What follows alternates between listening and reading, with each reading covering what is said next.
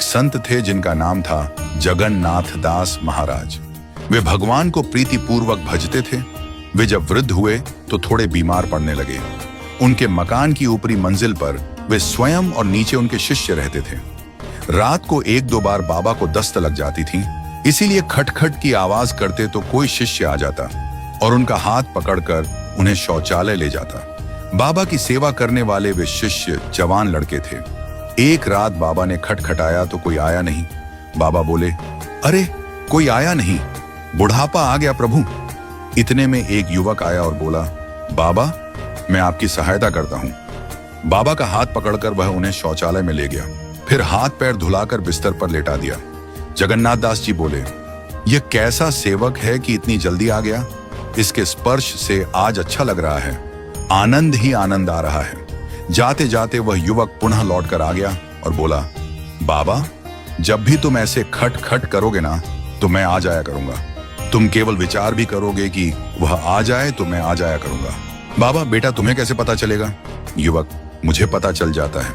बाबा, अच्छा रात को सोता नहीं क्या। युवक, हाँ कभी सोता हूँ, झपकी ले लेता हूँ, मैं तो सदा सेवा में रहता हूँ। जगन्नाथ महाराज रात को खटखट करते तो वह युवक झट आ जाता और बाबा की सेवा करता। ऐसा करते करते कई दिन बीत गए। जगन्नाथ दास जी सोचते कि यह लड़का सेवा करने तुरंत कैसे आ जाता है। एक दिन उन्होंने उस युवक का हाथ पकड़कर पूछा कि बेटा तेरा घर किधर है। युवक, यही पास में ही है। वैसे तो सब जगह है बाबा। अरे ये तू क्या बोलता है, सब जगह तेरा घर है। बाबा की सुंदर समझ जगी।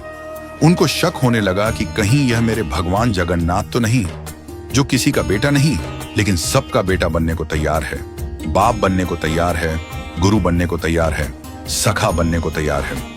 बाबा ने कसकर युवक का हाथ पकड़ा और पूछा, सच बताओ तुम कौन हो। युवक, बाबा छोड़िए, अभी मुझे कई जगह जाना है। बाबा, अरे कई जगह जाना है तो चले जाना, लेकिन तुम कौन हो यह तो बताओ। युवक, अच्छा बताता हूं। देखते देखते भगवान जगन्नाथ का दिव्य विग्रह प्रकट हो गया। देवाधिदेव, सर्वलोक के एक नाथ, सभी लोकों के एकमात्र स्वामी, आप मेरे लिए इतना कष्ट सहते थे। रात्रि को आना, शौचालय ले जाना, हाथ पैर धुलाना। प्रभु जब मेरा इतना ख्याल रख रहे थे तो मेरा रोग क्यों नहीं मिटा दिया।